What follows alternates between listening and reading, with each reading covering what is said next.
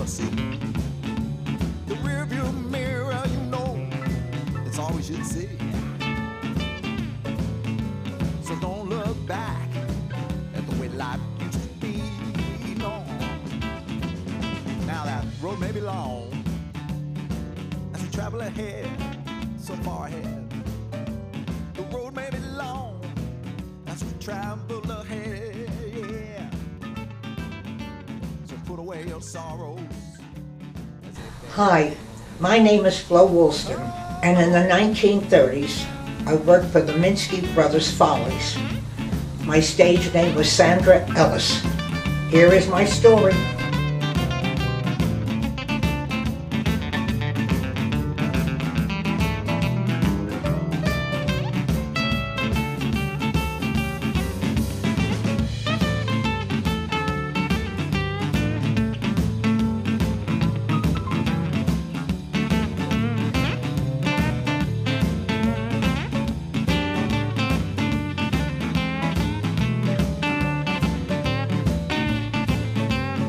My man on piano.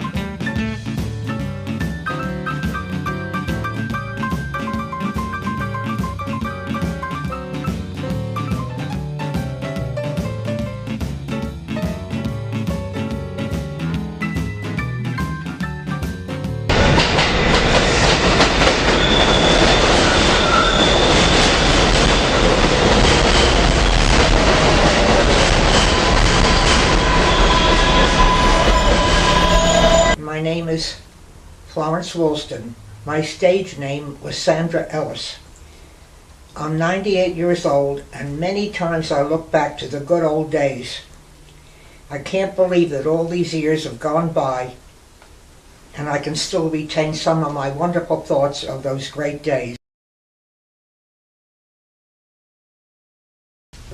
In the beginning, when I was about 3.5 years old, I ran away from home.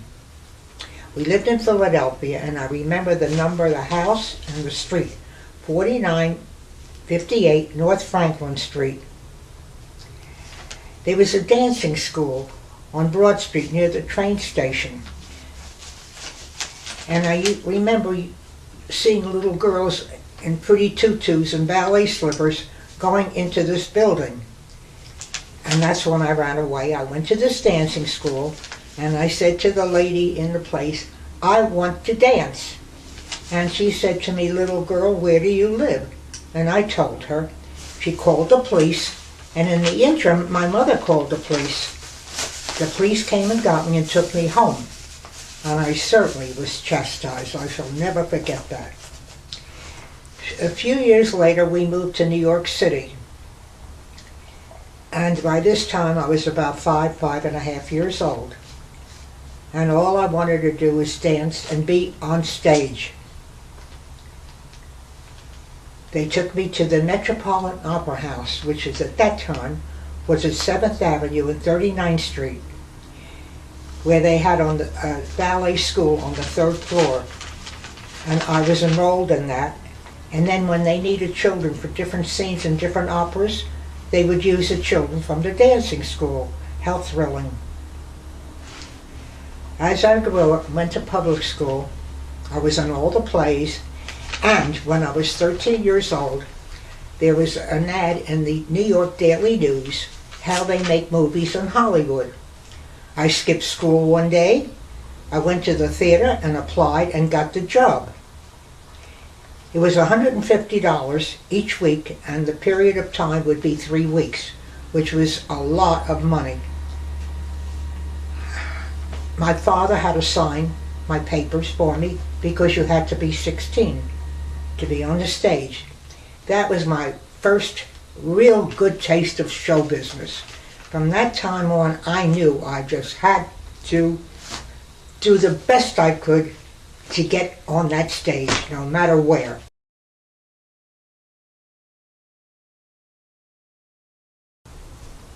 I recall at one particular time, my mother took me to the Earl Theater to see my Aunt Minna perform.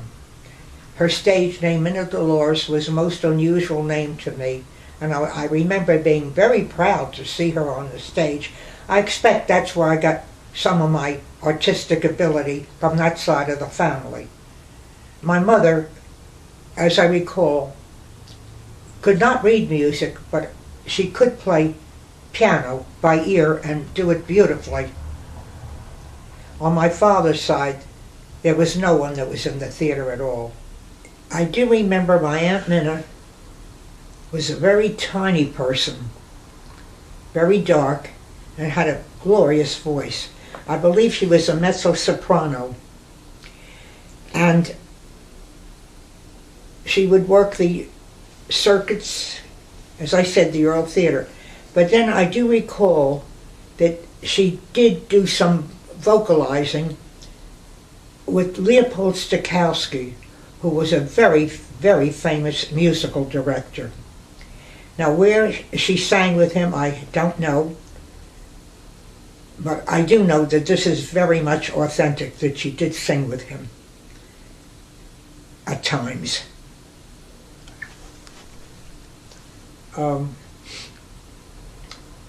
I always loved the drums.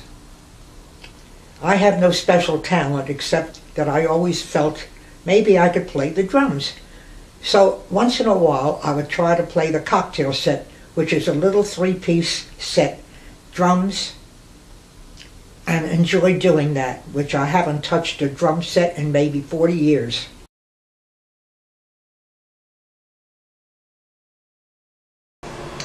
We moved from Philadelphia to New York when I was about 6 years old. It might have been when I was younger. But I remember our first move was into a furnished room, my mother, father, and I. We stayed in the furnished room for a couple of years, maybe 2 years, and then we moved to 562 West 191st Street, which was called Washington Heights. I went to public school. It was called PS 189. In this particular area, there were Jewish people. People had come over from Germany, from Puerto Rico, mostly white, very few colored. I had a friend of mine across the street named Miriam Byer. Her father was the superintendent of the apartment building, and she and I became close friends. She was a black family. We were very close friends, and that was a rarity in those days. She went to the same school as I did too, Public School 189. I do recall one day I decided I was going to do a tightrope walk on the school grounds where they have the iron stanchions for the swings. I got to the top of the pole and fell down and broke my right wrist. It was my friend Miriam Byer, the little black girl, took me over to my family doctor, who was called Dr. Blunk. In those days, the doctors charged maybe $1 or $2 for an office visit. We didn't have Blue Cross, Blue Shield, or any of that. Well, to make a long story short, he notified my mother at the time. I forgot the phone number that we had, and I had to go right over to the nearest hospital, which was a Presbyterian hospital, where they put me to sleep, set my arm, and I was in a plaster Paris cast for 6 months. After which time they took the cast off and I was fine. And to this day my hand and my wrist are just fine.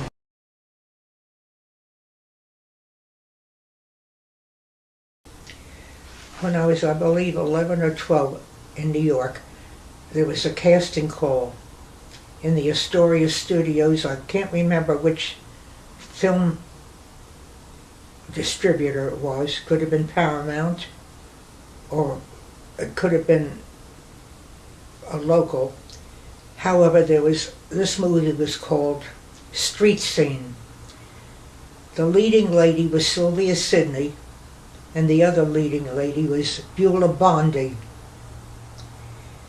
They accepted me, and I worked for the week at this Astoria studio, part of the scenery.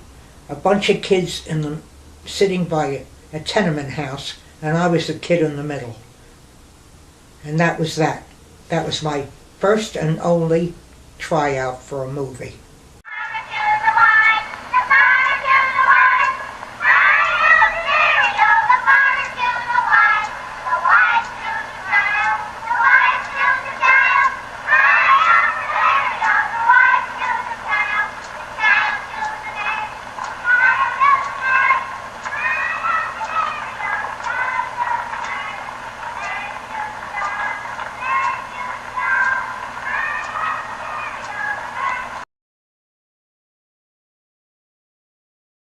I remember at 6 years old, I went to a school, it's a public school called PS 189. It was at 189th and Amsterdam Avenue. And we had about 45 kids in each classroom. But we learned, we were taught properly. And believe you me, it wasn't like today. These kids really learned. The teacher, if you did something wrong, would slap you over your wrist. And I remember my teacher's name was Miss Dratty. She wore a long black skirt down to her ankles, and they carried a stick. And you had to learn. And you had to go on that big blackboard, which was the size of a wall, and write down everything and do your homework properly. You had to do that. They taught the kids in school everything. They had civics. We had proper English. Today, everything is computers. I went to high school, and I left high school when I was in my 3rd term because I went out to make a living for myself.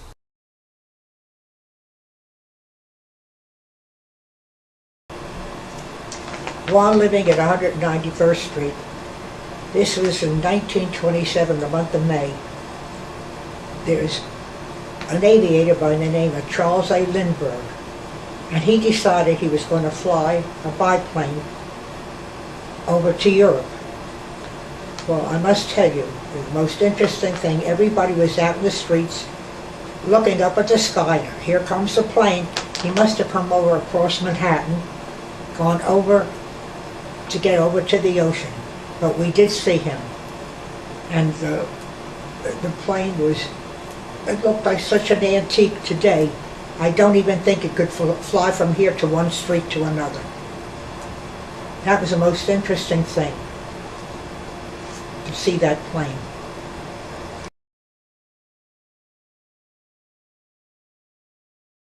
I remember when we lived in Manhattan at 191st Street,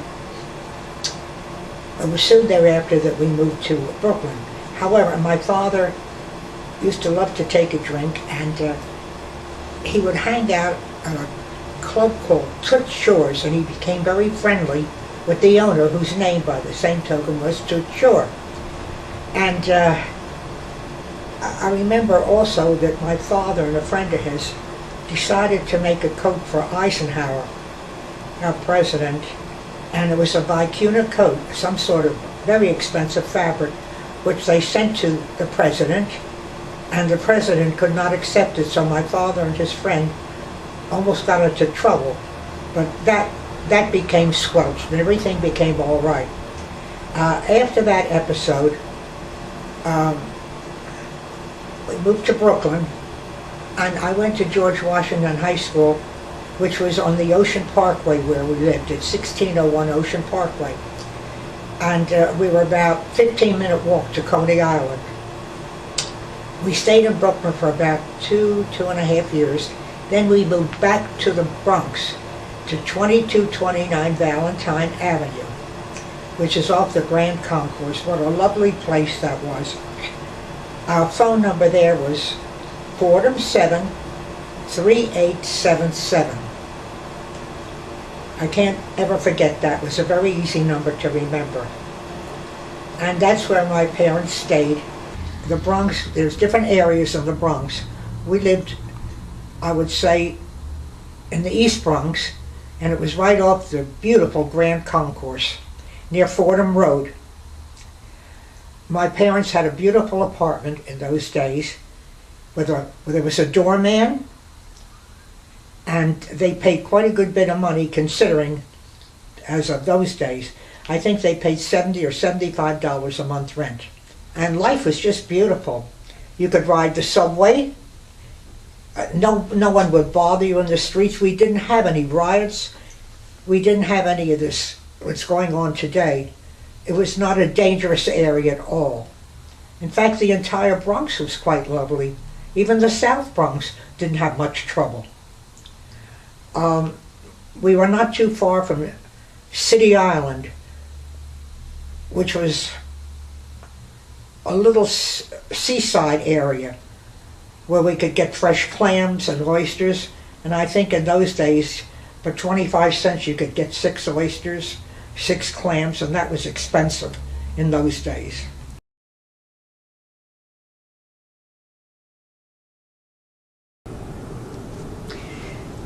There was an ad in the Daily News that Minsky's needed showgirls, chorus girls for his review. I must have been about 19 at the time, or 20. Yes. And I applied for the job. I went down to the theater, and they lined the girls up. There was quite a few. And they said, raise your skirts. If your legs were straight, your knees were straight, and you looked halfway decent, in those days, they would hire you. They hired you at $50 a week, which was good money in those days. You did 3 shows during the week, 1 extra one on Saturday night, which made 4 shows on Saturday night. The Minskys were very, very good to work for, and I was very lucky to have gotten a job with them. I was very tall at the time. I've since shrunk. I'm an old lady now. But I did the chorus line and I did the showgirl line. I did both because of my height. In other words, they called us the ladies of the ensemble. We had a very, very wonderful stage director, dance director, by the name of Eddie Lynch. He passed away several years ago. He was a very patient person with people with the girls that couldn't dance properly. He taught them step by step. But mostly my job was showgirl.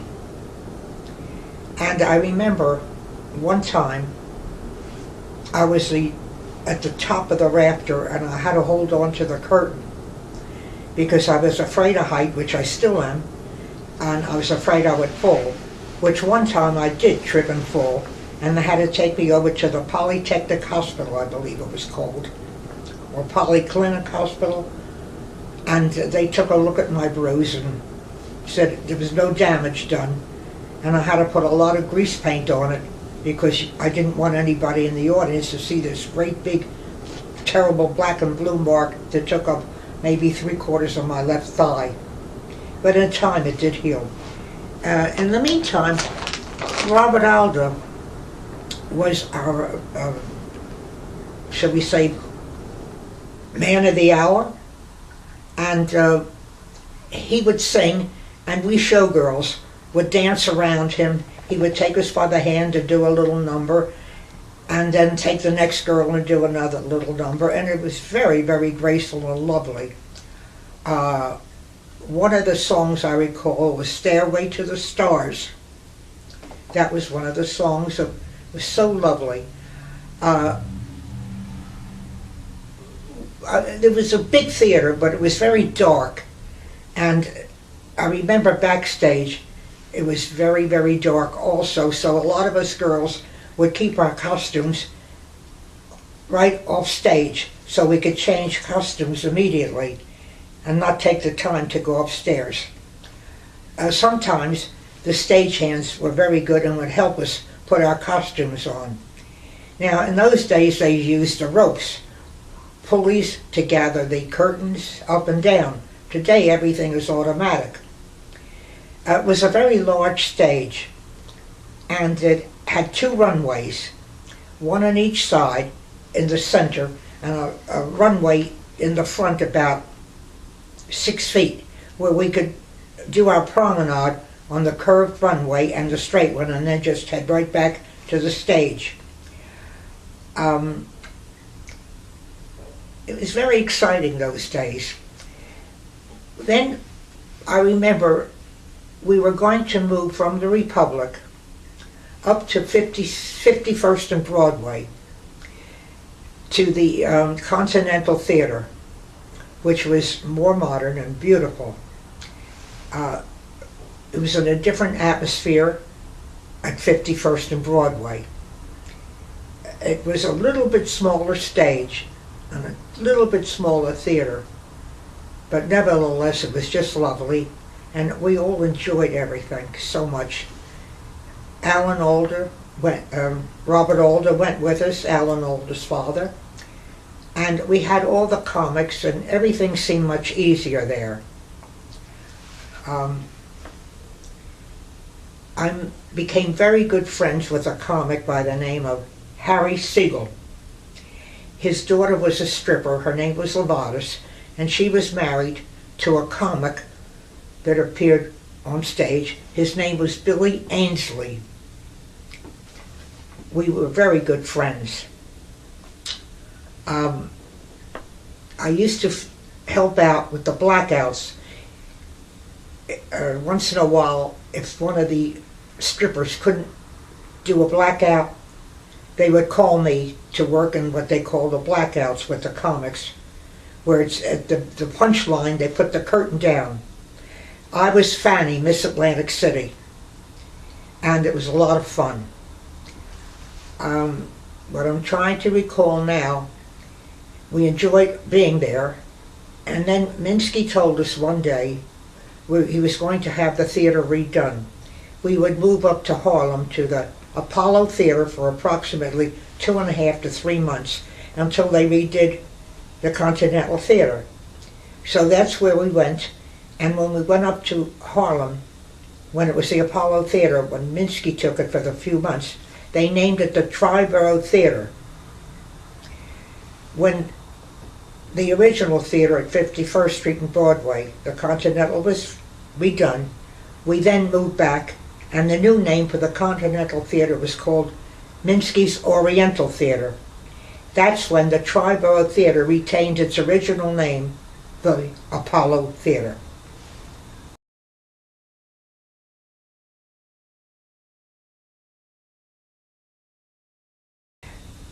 When we returned to the Oriental Theater, the whole facade was gorgeous on the inside.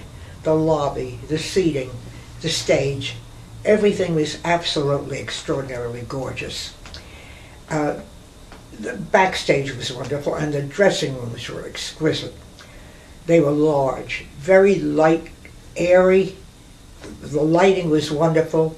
We had our own little bathrooms upstairs there.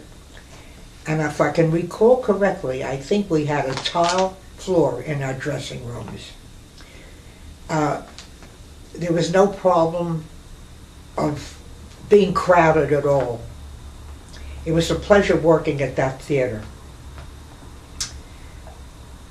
It was very easy to work there.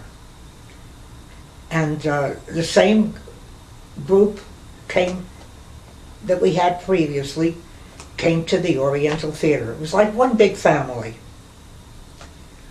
It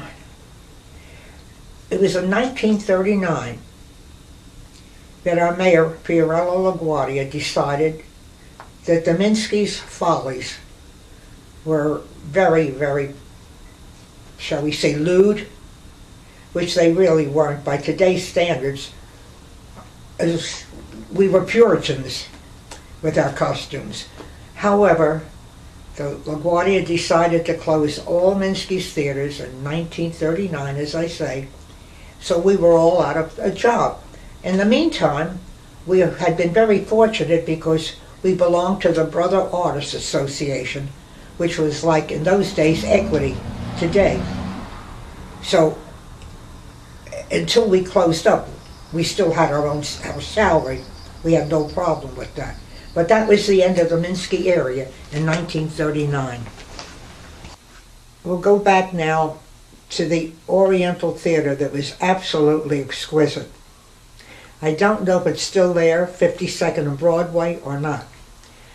But it was done up in the most elegant way. And we all helped each other in those days. Everyone was kind and friendly. And it was just a whole different attitude than today.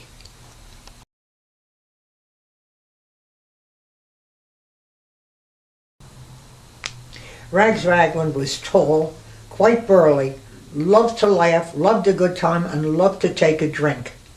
A lot of times he'd be on stage a little bit drunked out. But that didn't matter, he still knew his lines, and if he didn't, he manufactured lines. Harry Siegel, as I said before, would do scenes with him, and that's when they invited me to be Miss Atlantic City. And it was a lot of fun.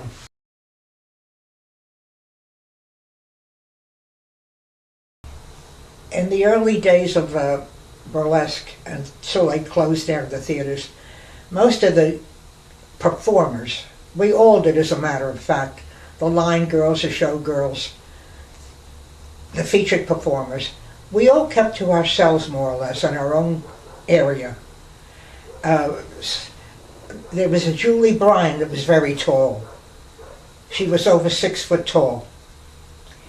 And she didn't bother with anyone, but she was gorgeous, and she was a big feature. As far as Margie Hart goes, Margie Hart was not quite that tall. Margie was about my height at the time, and when Margie Hart couldn't go on, I would go on for her. In other words, I was her understudy, which happened about 3-4 different times.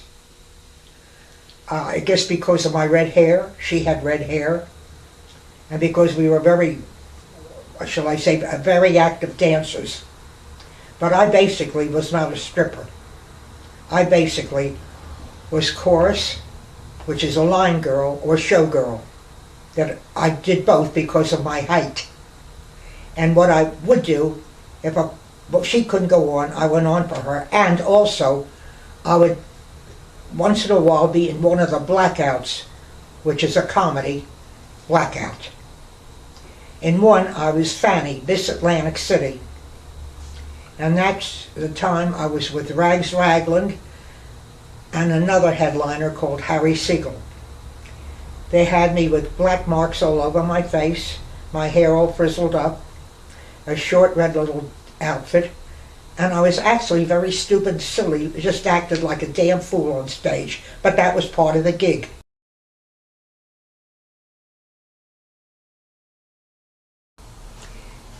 The best days were when I worked with Robert Alder. Those were glorious days. The costumes were magnificent, the music was lovely, the girls were great, and it was just a wonderful place to be working with him. He was a handsome, lovely person, completely unaffected. And I remember when his son Alan was a little child of 2 years old, we showgirls and dancers and artists would play backstage with him. He was a wonderful little boy of 2 years old. He had a governess by the name of Flora, and she took very good care of him. A very nice child, very quiet and lovable. I look at him today when I see pictures of him, and I can't believe that it's the same person so many years later. And it's good to remember these wonderful days. Our music was Stairway to the Stars. We each of us had turns with Robert Alder on stage. He was a very friendly person. It was just wonderful. I wish we had these days all over again.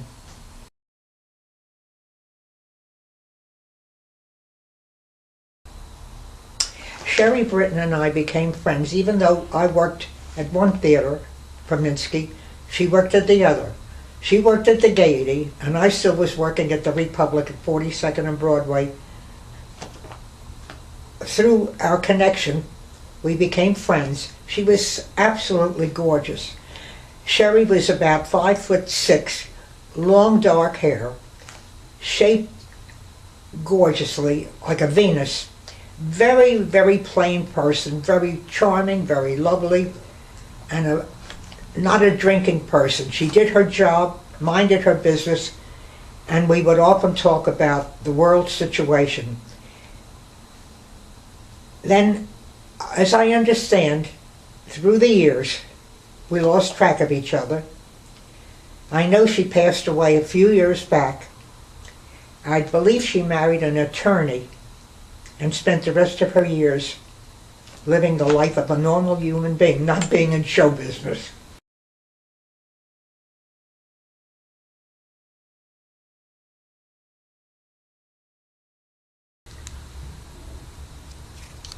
I think it might have been about 1939. I met this particular person, and his name was Sam Rouch. And he was he worked for a big organization, and he had these talent reviews. He said to me, would you like to have a job for 1 week in Atlantic City? And I said, okay, I can leave Minsky for the week. And the name of the club was a TK9. And I can't recall what street it was on in Atlantic City, but I know it was around Pacific Avenue, Illinois, somewhere in that area. And I was dancing, tap dancing and all that. And Moms Mabley was working at this club. There was a combo called Reds and Curly. They were a comedy act. There was a singer, Ida James, and Bill Bailey. Bill Bailey's brother was a wonderful tap dancer. And he was also a preacher on the side. I had learned quite a few new tap dance steps from him. However, being with Minsky's, I didn't have to tap dance. I was on the chorus line and also on the showgirl line because I was 5'9" and I could handle both types of jobs. They were wonderful to me, and I enjoyed being with them. It was only for 1 week, and I went back to Minsky, and that's where I stayed until, as I said before, until Minsky's closed up, due to LaGuardia, who was the mayor at the time, thought our performances were too lewd. In the days that I worked at the TK9, that 1 week, what I didn't mention was this was as you would call it today, a black club. I was the only white person working there, which I can't see any difference in people, what their talent is in professional, private life, or otherwise. But I did want to make mention of that fact that at that time there was no reaction, one is white or one is black. We were all the same. We all worked for the same. We all did our job for the same, and we all enjoyed being together. Moms Mabley was a very, very comical person, and I tried to pick up her little routine, shuffling my feet, which to this day, in my old age, I can do very well, even to mock the way she spoke, mumbling. I enjoyed those people so much. They were wonderful, and they were wonderful to me.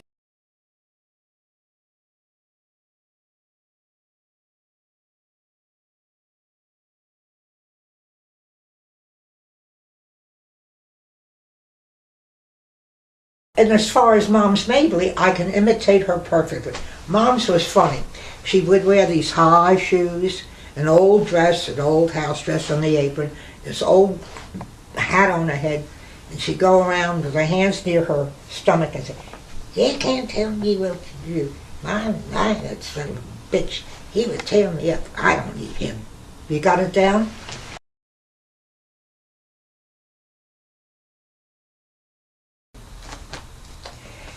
Many of us would use a certain stage makeup called mirrors. and they had their representative come backstage, and we would buy our stage and theatrical makeup all from Milan. I came across an old jar of powdered rouge that they would put in small jars that looked like little salt cellars. I couldn't believe when I found it among my souvenirs from the good old days that I found this jar, and here it is. It's all powdered rouge, and you just put a little puff in, dab it on, not like the rouge today. In those days, I think it was like maybe our stage makeup was very cheap, and I believe this rouge cost us maybe 49 cents for a whole jar. Cigarette smoking was a normal thing. Everyone smoked. You'd see it on the silent screen. You'd see them smoking. Everyone smoked. That was no big deal. As for me, I did smoke for about a year or two and gave it up because it didn't appeal to me. And I think today the country has done very well with trying to ban people from smoking because it's very unhealthy.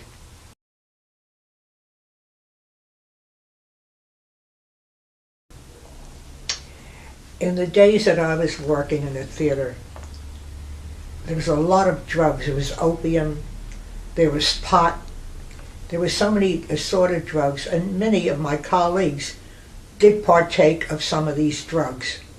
I, however, never did, didn't even think about it. It was a terrible thing. We talk about it today like it just started. Drugs didn't just start today. They started many, many years ago, and many of your famous movie stars in the silent films even took drugs. There was one story I remember about Fatty Arbuckle, who was constantly on drugs. He was just right after the silent films, and he passed away from drugs. So it's just like today, only we kept it quiet in those days. Today everything is out in the open. Now we grow pot, we're allowed to do that, it's going to be legal. So I guess everybody will be potheads from now on. I personally never partook of any, never intended to, never wanted to, and never would even think about it.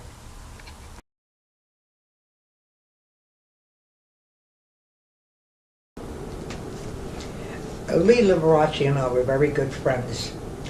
He worked up at 52nd Street at Spivey's Roof, and I met him through George Raft's double.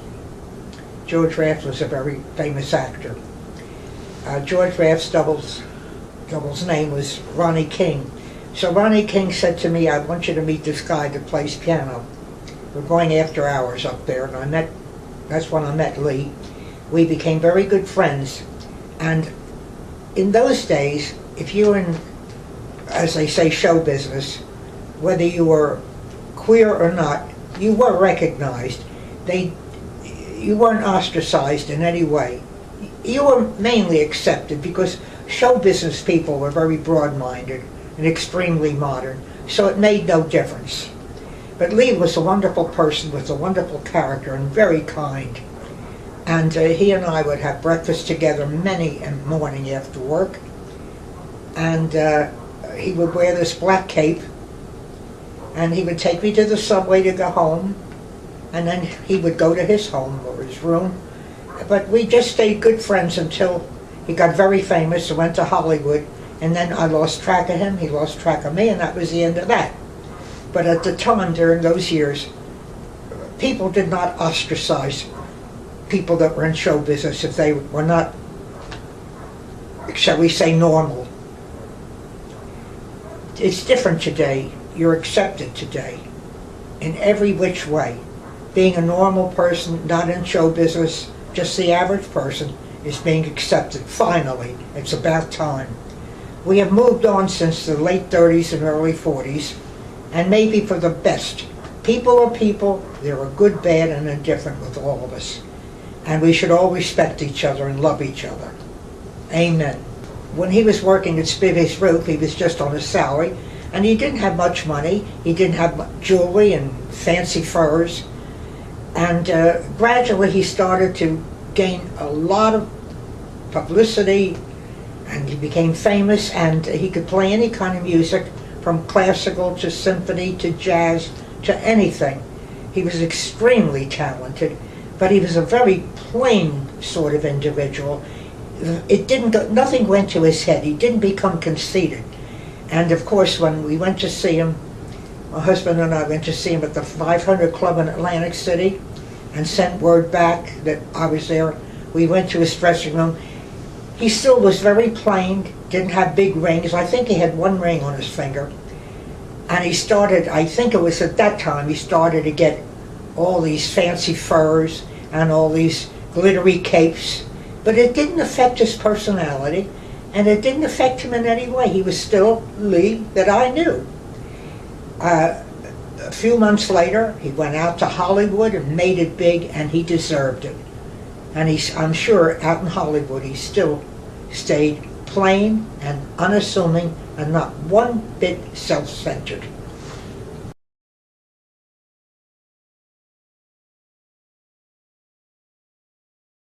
Now, as far back as Spivvy's Roof, I can recall quite vaguely that Spivvy would play the other piano, because there were two pianos.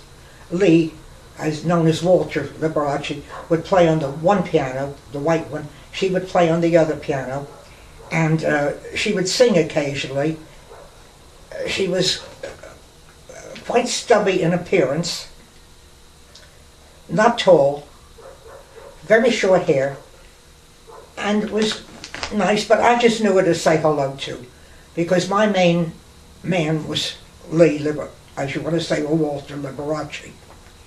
And she would accompany him once in a while. This was the after-hour beautiful place, and it was a penthouse, and you had to take the elevator up to the penthouse. And it was just, everybody would go there that was in high style or high society, or in the theatrical world.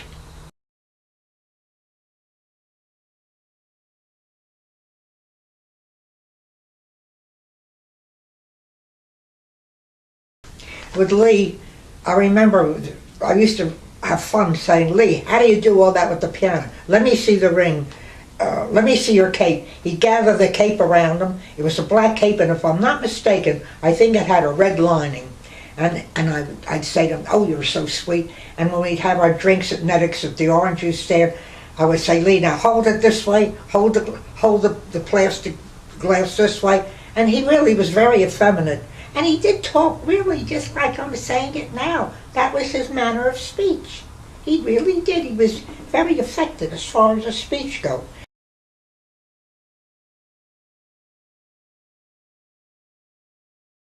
After Burlesque was closed down, I went to work for Jack Harris's La Conga, which was located at 50th and Broadway.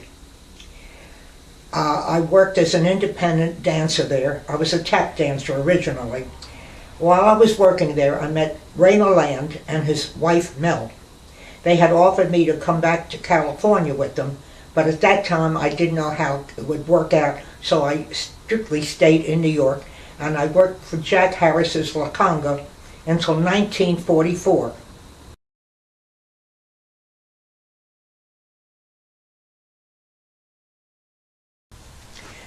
After Minsky's was closed down in 1939, I went to work at a small nightclub called La Conga. Jackie Gleason was working there as a comic. I worked there as a hostess and would do a little gig once in a while of dancing, tap dancing and musical comedy. Didn't have to sign a contract because it was just catch as catch can. But anyway, I worked at the La Conga, which was a lovely place. And Jackie Gleason was very funny and a very plain, comfortable sort of person. He later on went to Hollywood, did The Honeymooners, and I think it was wonderful that he made a big name for himself. And he was very, very funny and a very pleasant man off the stage. While I was working there, Jack Harris was a very nice person to work for, and all I can say is that it was just delightful to be there. However, after I left La Conga, which was by a Latin name, however, they had the American music there, all types of music and all types of entertainment. It was just a great club to work for. And in 1944, I left La Conga and left the entire show business. I met my husband, who was in the service, and before we got married, I did travel around with him, and then we did get married in 1944. After that, we did travel some more around the country, him being in service, as I said, and then finally, we did get married.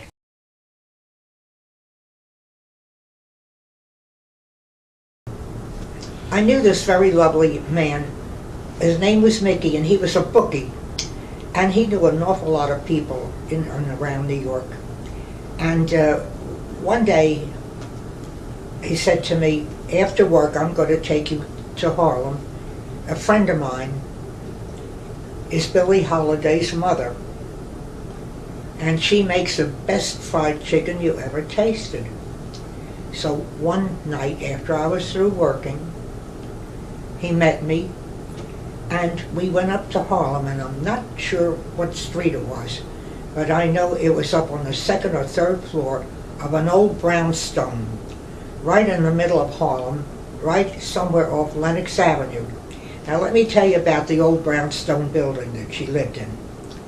You walked up a flight of steps, about 6 steps, into a main lobby, then you walked upstairs up into the second floor. It was dark and dingy, a typical brownstone in Harlem. Hardly any white people would go there. This was about 4 o'clock in the morning.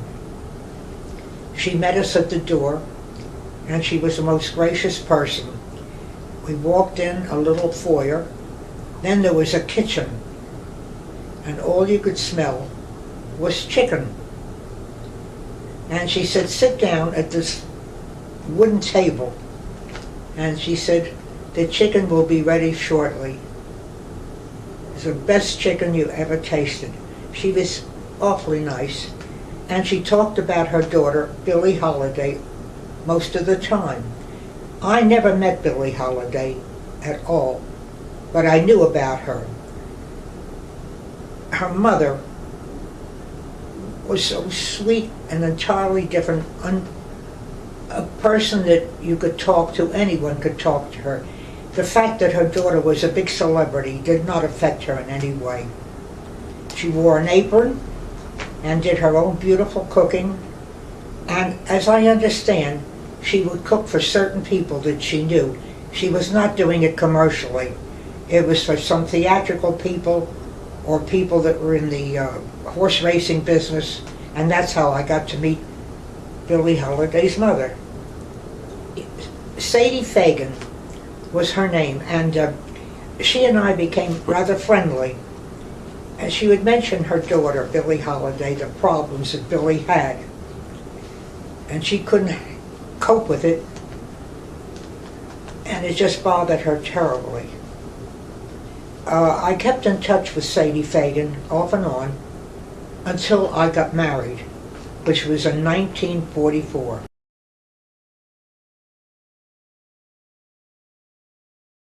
When I was working in the for Minsky's, I retained a small apartment at 140 West 74th Street. It was an old brownstone, and it was on the ground floor. And if I can recall correctly, I think the rent was $26, around that, a month. I only stayed there when the weather was terribly bad and I couldn't get up to my parents' apartment in the Bronx because I was terrified of snow and ice. And staying at 74th Street was easy for me to hail a cab and get down to the theater to work. I have seen pictures today. Now we're going back 75 years practically to see a picture of this old brownstone. I couldn't believe it was still standing there. The building looks the same with the exception as you go up a few steps to the main lobby. Whoever bought the building has redone it and made the whole front facade different. However, some of the windows, the arched windows, remained the same, and the apartment going into the ground floor there and the windows remained the same. It brought back such memories from so many years ago. Can you imagine the rent today? It looks like the place is all fixed up, made into all modern apartments. I can well imagine how much they are today. I would love to go back there and look around and see what the place looks like inside. And I remember on the second floor, a friend of mine had a room, and the bathroom was shared by others in a hallway. The bathtub, the washstand. It was amazing how people lived in those days, in the 30s and the early 40s. So hopefully I'll get back there one day before it's too late. I remember that when I lived at 140 West 74th Street, we got up early sometimes, and we were hungry, of course, and there was a small luncheonette on Amsterdam Avenue in that area, and we would send out for breakfast scrambled eggs, coffee, toast, fried potatoes, 25 or 35 cents, and they would deliver it. Give the guy a quarter tip, it was a big deal. Try it today, because lots of times we had to be at the theater at 1:30, 2 o'clock in the afternoon, either before a show, for rehearsals for the following week's show. And sometimes we'd stay at night after the last show for rehearsal for the following week.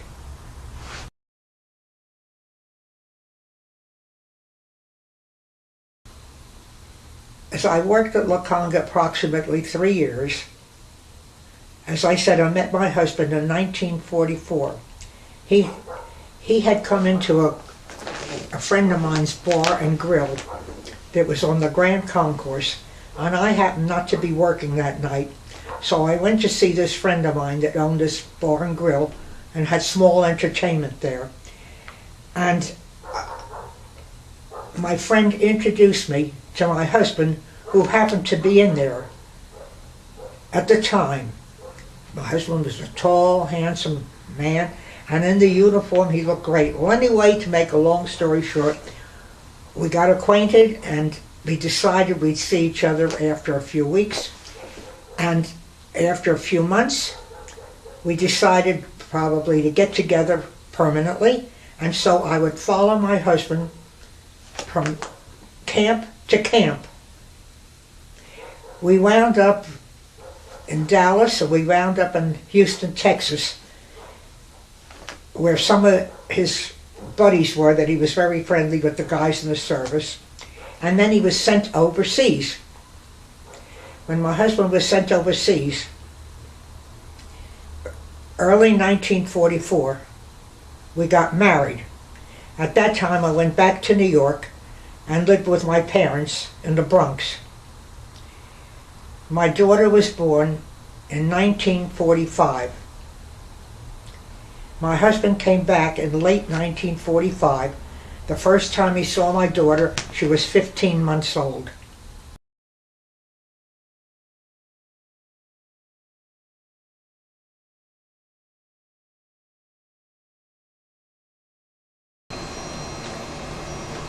My father, who was from Russia also, originally from Kiev,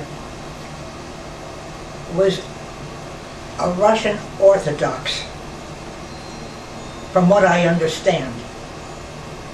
Because when he came to America as a young boy, he was very Americanized already. So apparently, whatever it was when he was in Russia, he was 16 years old when he came to the United States, my father. He only spoke English, the American language, without any accent. But he used to tell me As a little child, he remembers going fishing with his father in the Black Sea, on the Black Sea, and his father only spoke Russian. I remember my grandfather also. I guess my father came over first as a young man and then brought his family over. Because I remember my grandfather, my father's father, would only speak partly Yiddish and the rest was Russian. However, I can't speak one word of Russian. I cannot understand Russian. It's a very difficult language and very heavy and guttural. I don't like it.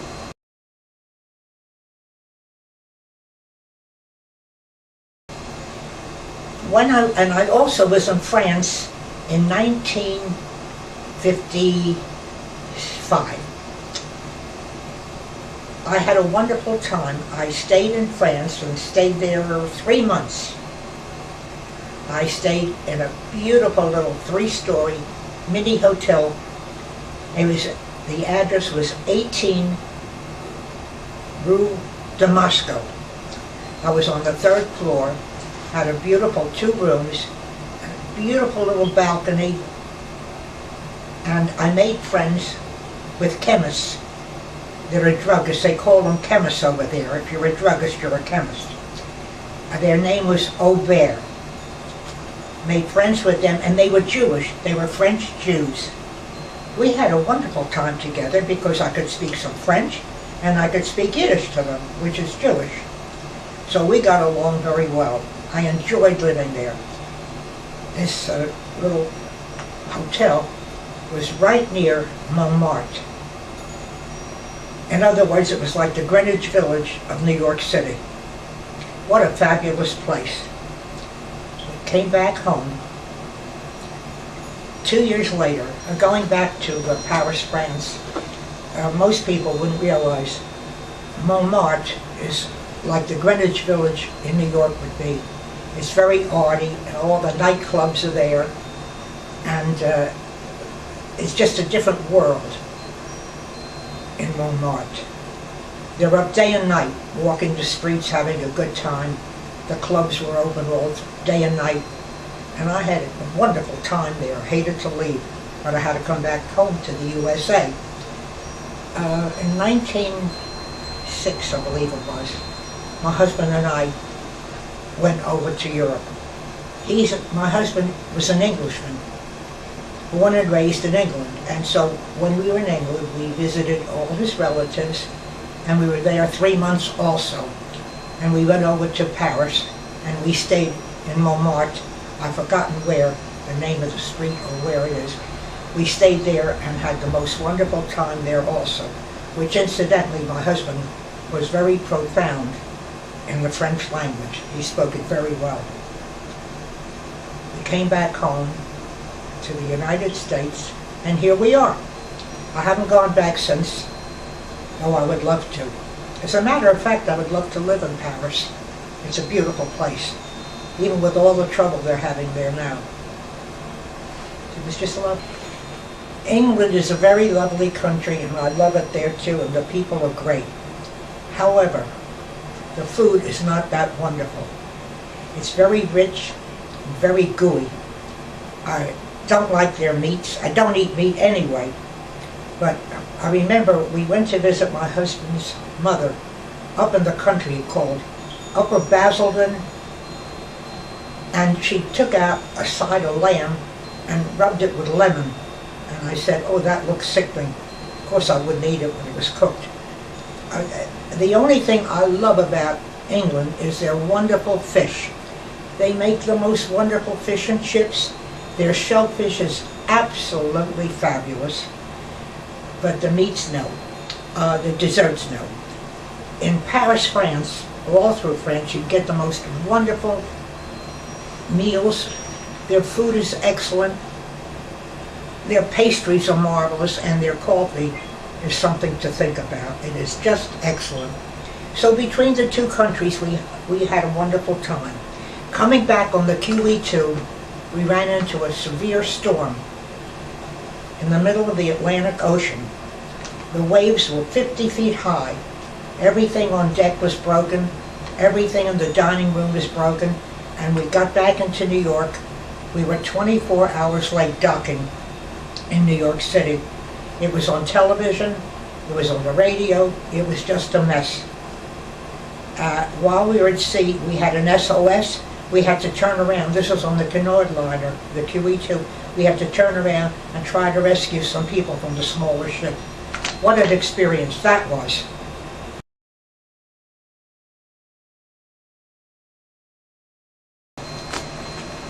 When I was 3 years old, I tried to pick up, I guess I tried as a child, I didn't realize I was trying, but I learned how to speak Yiddish. I have a Jewish grandmother. She was a Russian Jew from Europe, and that was my mother's mother. And she used to speak to me in that Yiddish or Jewish language. And I would ask her what each word meant or how it sounded, and she would tell me in English. I picked up the Yiddish language through the years with her fluently. While living in New York as a child, at the same time, we had a lot of people coming in from Puerto Rico. All our neighbors were Puerto Rican or from Germany. So my little girlfriend lived next door in the next apartment building. We went to school together. Always invited me up to the apartment there, and her mother and father would speak only Spanish to me. And so I learned how to speak Spanish. I learned how to understand Spanish the best of my ability through the years. And it does come in mighty handy these modern days, because a lot of people do speak it. And there are a lot of refugees here now from the islands, from Puerto Rico, and I get along very well with all of them. By the same token, as I recall, in the apartment building directly next door to our apartment was a couple that came over from Germany, and they had a parrot which absolutely intrigued me. I used to love to talk to the parrot, and the parrot would answer me. And these folks only spoke German to me. So therefore, I also learned how to speak German, and I can partly read it and write it as well as I can with the Spanish language. It really, as I said prior, it comes in very, very handy. My Russian Jewish grandmother was on my mother's side because my mother was Russian Jewish. I'm going to say a few Yiddish words. I'm going to say, Kevin, was machst du? Kevin, how are you? Sie soll, oh my guten Tag, you should have a very good day. Du bist meine schöne, kleine, or you are my little boy. In German, it would be almost the same. It would be, Kevin, haben Sie da guten Tag? Du bist mein kleiner Boy. That's Dutch, that's German, which is very similar to Yiddish. However, if you speak Yiddish, you can speak German. If you speak German, you cannot pick up the Yiddish language. The Yiddish language is very guttural, very guttural. An Batux is mein day. Ich bin 99 years old. Today is my special day. I am 99 years old. I said that in Yiddish. And it comes very easy to me. And when I do visit New York, I would go to the Lower East Side, and I would have the most wonderful time, because down there they're mostly, even to this day, refugees from the Holy Land and from Israel and from all of that. I do not speak the Israeli language, but a lot of them do speak Yiddish. Most of them have the push carts where they sell their wares, and I just get along very well with them. In fact, we're going back now. When I was in Puerto Rico, I should say the word Puerto Rico, which I've been there several times. I only spoke Spanish and got along with the Puerto Ricans wonderfully. Of course, I haven't been to Puerto Rico now in over 20 years, but I know if I went back there, I would be very welcome there and get along just as well with them today, the Puerto Rican people, as I did then. In fact, I was able to communicate so well that I went with friends to Puerto Rico, and I communicated with the Puerto Ricans. My friends could not speak it, only English, so I was more or less of an interpreter.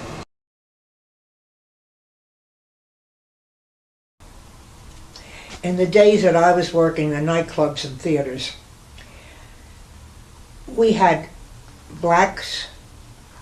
We worked with them. It was wonderful. There was no discrimination. Recall Chick Webb, all the different stars in those days. Many of them were black.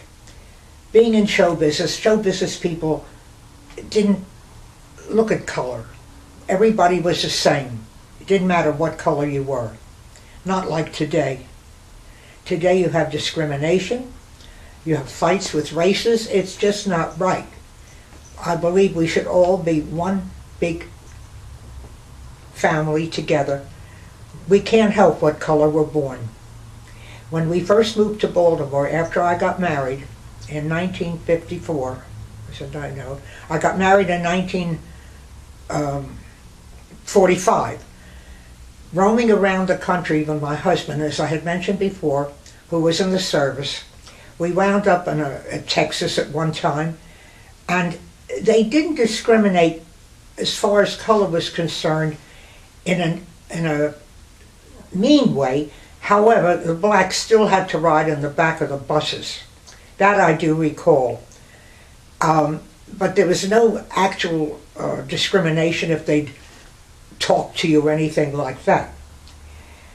We moved to Baltimore in 1954.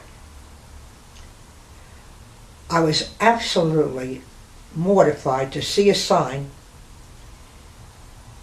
at the beginning of where the Marylander apartments are now, and were at that time, where Homeland is, right at that intersection, a big sign: no blacks, no Jews, no dogs.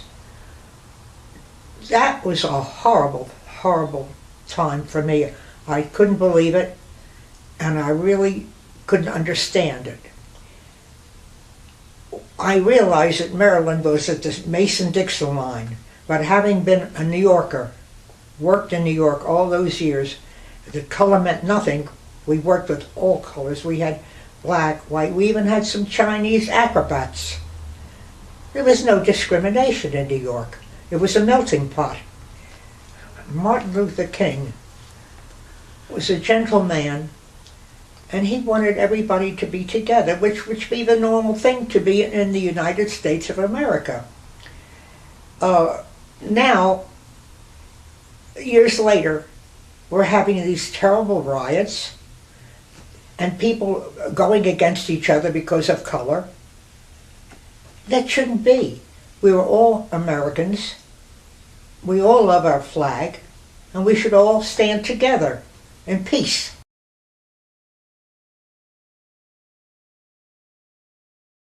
In the late 30s and early 40s, people would come to the burlesque houses dressed properly, not elaborately, but properly, and burlesque isn't what you think it was. Today you have more burlesque on television or in the movies than in those days. We had singers, we had dancers, ballet dancers, we had musical comedies, we had skit reviews that are like very funny. And I guess in those days people thought everything was too risque, which today everything is risque. So there was a big difference between those days and these days.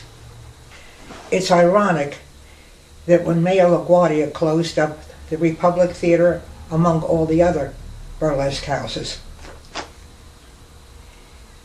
that in the 1970s, I believe it was, with Robert De Niro, and I think the name of the movie was Taxi Driver, showed porn films, which to me is amazing because burlesque was not porn. Burlesque was a circle of every kind of entertainment. Whereas I understand today, former Mayor Giuliani cleaned up the whole area of the porn movies and all the riprap and made 42nd Street and Broadway beautiful again.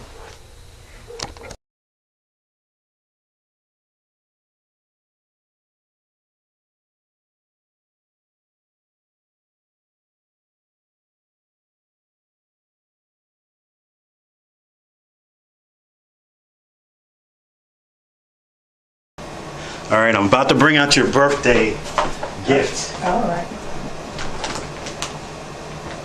Today is August the 25th, and it is your 99th birthday. Oh. Que lo cumpla feliz. Que lo cumpla feliz. Oh. Que lo cumpla felicidades. Que lo cumpla feliz. Well, happy birthday. Well, I say, isn't that darling? Oh, it's a beautiful cake. It's beautiful. This is my neighbor Flo. She turned 99. I can't afford to get a guy to jump out of the birthday cake, so I had to give you a beef cake there. So as you can see, and of course you like champagne, so you got the champagne glasses on there. Thank you, darling. So it says happy 99th. Actually, it does say 99th. The person kind of crowded it. Kevin, you're an angel. I love you. And thanks so much for thinking of me. I'm like your grandma. Well, of course, now we got... I'm Kevin's grandma. We got your bottle of champagne here, of course. Well, Thank you, darling. I'm going to have a real good time with this. And the cake is really beautiful, Kevin. It's beautiful. Oh, I'm so happy that you thought about me this way. You're an angel, and I just love you.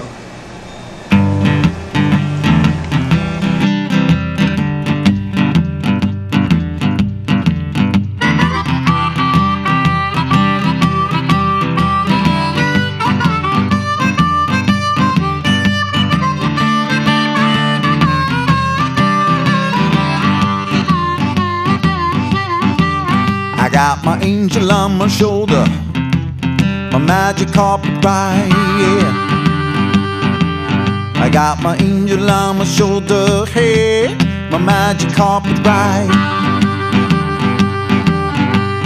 Take me from my pain, and she soothed me by my side, yeah. I don't know who I was as I look into my past. I don't know who I was as I look into my past. Put away my pain, put away the demons in my head. Take them away.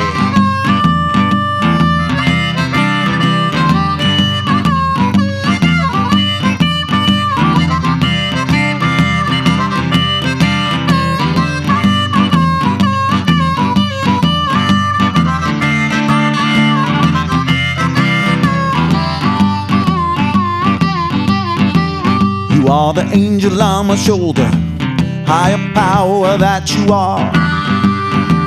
That you are. You are that angel on my shoulder, hey, higher power that you are. Help to heal my wounds and put away my scars, yeah. Put them away.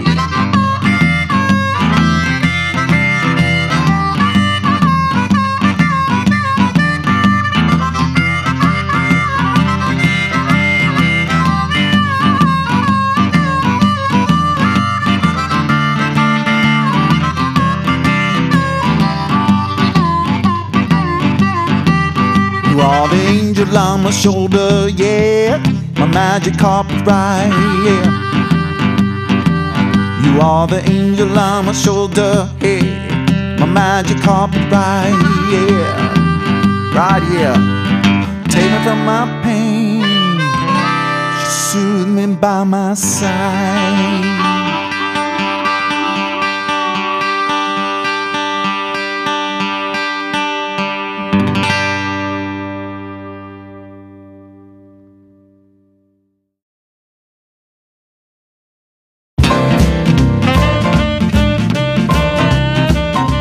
Little star about love. We all know how that goes. It ain't easy. Oh no. A love so strong cannot be broken. A love so strong cannot be broken, no.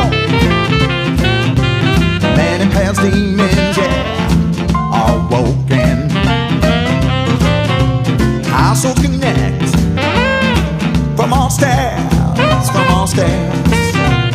Our souls connect from all stars, yeah. Both our hearts lead, the future's unaware, yeah. Come on!